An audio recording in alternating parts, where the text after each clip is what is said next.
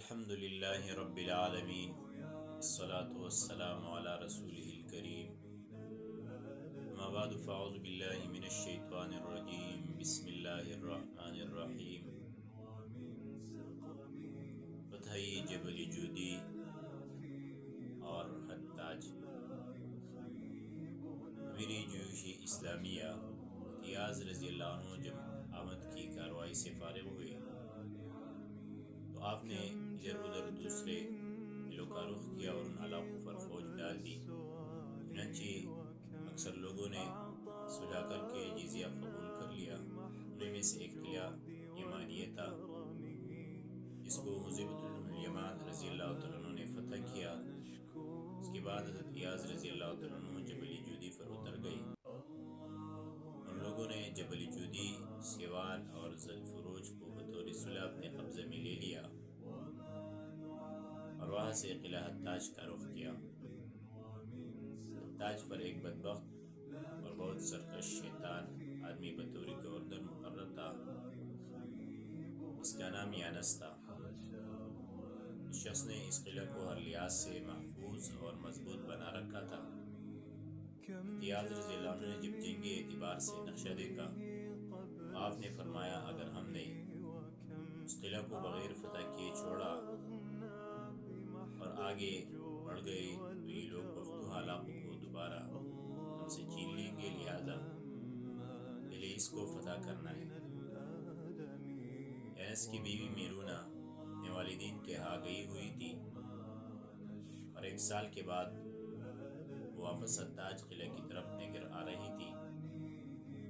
راستہ میں اس کو معلوم ہوا کہ مسلمان سب علاقے فتح کر کے اب حتاج تک پہنچ چکے ہیں اور طے کر لیا ہے اس کو ضرور فتح کرنا ہے۔ چنانچہ میرونہ وہیں پر بیٹھ کر انتظار کرنے لگی۔ یانس کو اپنی اس بیوی سے انتہائی محبت تھی۔ جب اس نے دیکھا کہ مسلمان اس کے اور اس کی بیوی درمیان حائل ہو گئی تو یانس نے حیلہ اور تدبیر کے تحت مسلمانوں سے صلح کرنا چاہی تاکہ اس طرح وہ اپنی بیوی کو اپنے پاس لا سکے۔ اس سلسلہ میں یانس نے ایاز رضی اللہ عنہ کے نام اس طرح خط لکھا: اگر آپ پوری عمر صبر کر کے یہاں پڑے رہے تب بھی آپ اس قلعہ کو فتح نہیں کر سکیں گے، لہٰذا آپ ہم سے 1 سال کی صلح کر لیں اور دوسرے علاقوں کی طرف متوجہ ہو جائے۔ اگر آپ نے دوسرے علاقوں کو فتح کر لیا تو میرا وعدہ ہے حتاج قلعہ آپ کے حوالہ کروں گا۔ السلام۔ یانس نے خط ایک قاصد کے حوالے کر کے روانہ کیا۔ قاصد مرہم نامی شخص خود عیسائیوں سے تنگ اور عربوں کی طرف میلان رکھا تھا۔ انہوں نے خط حضرت ایاز رضی اللہ عنہ تک پہنچا دیا۔ حضرت ایاز رضی اللہ عنہ نے خط پڑھنے کے بعد فرمایا ٹھیک ہے۔ جب مرہم قاصد واپس جانے لگا تو اس نے حضرت ایاز رضی اللہ عنہ سے کہا اے امیر، میری ایک نصیحت اور خیرخواہی ہے۔ آپ نے فرمایا وہ کیا ہے؟ قاصد نے کہا یانس نے فلاں فلاں منصوبہ بنایا ہے اور سب دھوکہ بازی اور حیلہ سازی ہے۔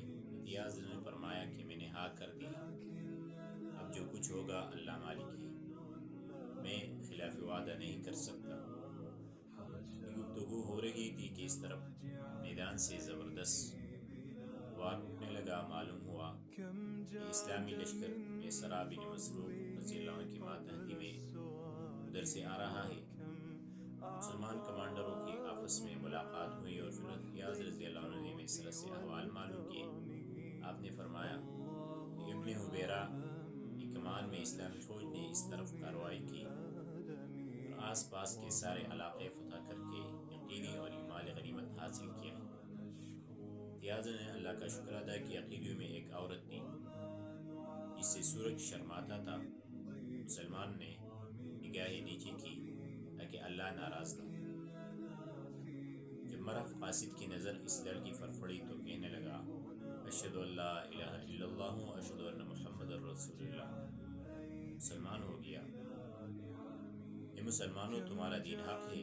ایاز نے پوچھا اے قاصد کیا ہو گیا؟ قاصد نے کہا یہی لڑکی جو یانس کی بیوی میرونہ ہے جس کے لیے اس نے دھوکہ کرنا چاہا تھا، لیکن اللہ نے اس کو تمہارے ہاتھ میں لا ڈالا۔ حضرت رضی اللہ عنہ سجدے میں گر پڑے اور اللہ کا شکر ادا کیا۔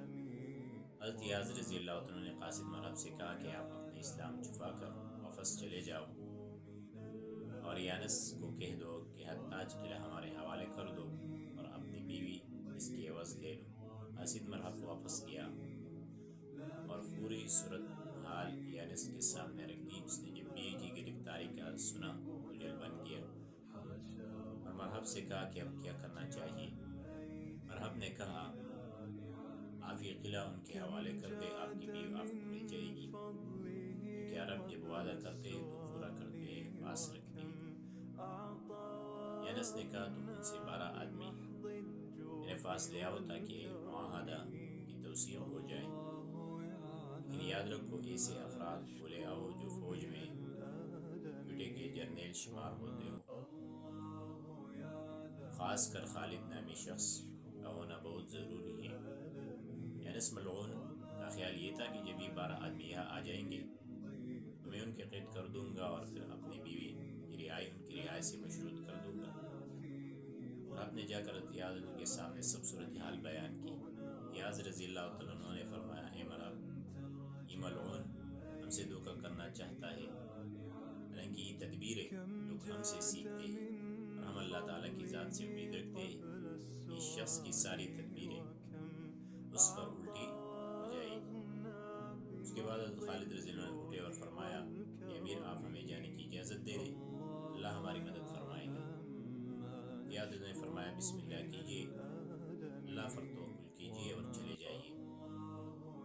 چنانچہ محمدی کے چارے اسلام کی 10 نمور جرنیل روانہ ہوئے۔ حضرت خالد، حضرت مقداد، حضرت عمار، زرار بن عزور، حضرت سعید بن زید، حضرت عمر بن مادی کرب، حضرت مصعب بن رجیہ، حضرت قیس بن عبیرہ، حضرت عبد الرحمن بن بکر صدیق رضی اللہ عنہ اور حضرت میسرہ رضی اللہ عنہ اور جمیع صحابہ۔ مرحب آگے آگے اور اسلام کے یہ جانصار پیچھے پیچھے قلعے کے دروازے تک جا پہنچے۔ چوکیداروں نے ہتھیار رکھ کر جانے کو کہا، باقی ساتھیوں نے اسلحہ باہر رکھا، لیکن حضرت خالد رضی اللہ عنہ، حضرت زرار اور حضرت عبد الرحمن نے اسلحہ رکھنے سے انکار کیا اور کہا اگر اسلحہ سمیت جانے دو گے ٹھیک ہے ورنہ ہم واپس چلے جائیں گے۔ اور اپنے یانس سے کہا کہ اسے 3 آدمی ہیں ان کے پاس، اگر اسلحہ کے بجائے آگ بھی ہو تو ہم کو کیا نقصان پہنچا سکتے ہیں، اس لیے مناسب ہے کہ ان کو اجازت دی جائے۔ یانس نے کہا اجازت دے دو، یہ لوگ یہ خیال کریں گے کہ ہم ان سے ڈرتے ہیں، آنے دو، ہم اسلحہ سے ڈرنے والے نہیں ہیں، سب کو اسلحہ سمیت داخل کر دو۔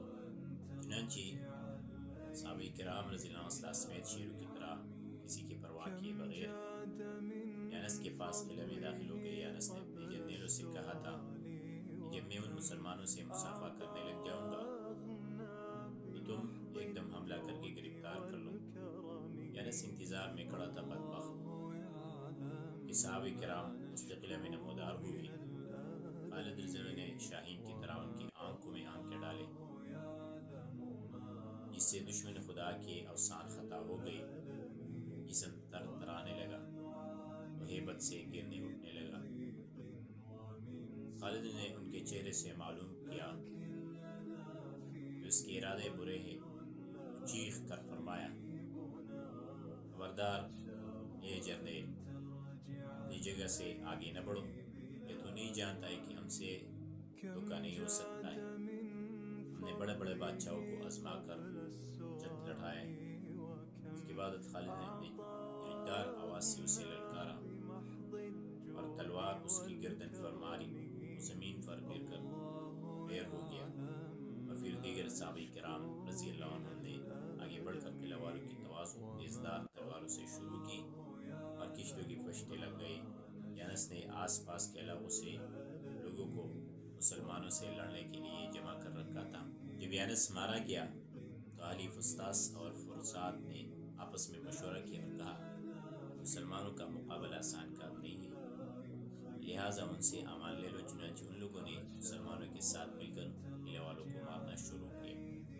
ادھر حضرت یاد نے جب قلعہ کے اندر سے لڑائی کا شور و غل سنا، اپنے ساتھیوں سے اس طرح کہا کہ مجاہدو، انس نے مسلمانوں سے توقع کیا ہے بس جلدی وہاں پہنچو۔ انیس ابو الہول رحمہ اللہ نے جب سنا تو شیر ببر کی طرح داڑے اور اپنے 400 مجاہدین کا خاص دستہ لے کر پہاڑی راستے سے قلعے کی طرف بڑھنے لگے۔ قلعے سے بھاگنے والوں کو انہوں نے تحقیق کیا اور ابھی یہ حضرات اندر پہنچنے نہ پائے تھے کہ حضرت خالد رضی اللہ عنہ نے قلعہ فتح کر لیا۔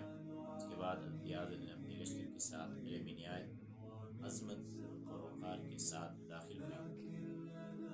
قلعے پر اب اسلام کا جھنڈا لہرا رہا تھا اور اللہ کے شیر اس طرف قابض ہو چکے تھے۔ حضرت رضی اللہ نے 100 آدمی کو قلعے پر مقرر فرمایا اور مال غنیمت تقسیم کیا۔ عقیدوں کے ساتھ اسلامی اصولوں کے مطابق معاملہ کیا۔ آس پاس کے لوگوں نے امان کی درخواستیں منظور کروائے۔ 10 دن تک صحابہ نے وہاں آرام کیا۔ اللہ کا کلمہ بلند ہوا اور کفر فاش ہو گیا۔ سچ ہے اللہ نے بعض لوگوں کو جہاد کے لیے فدا کیا ہے جبکہ بعض لوگوں کو شدید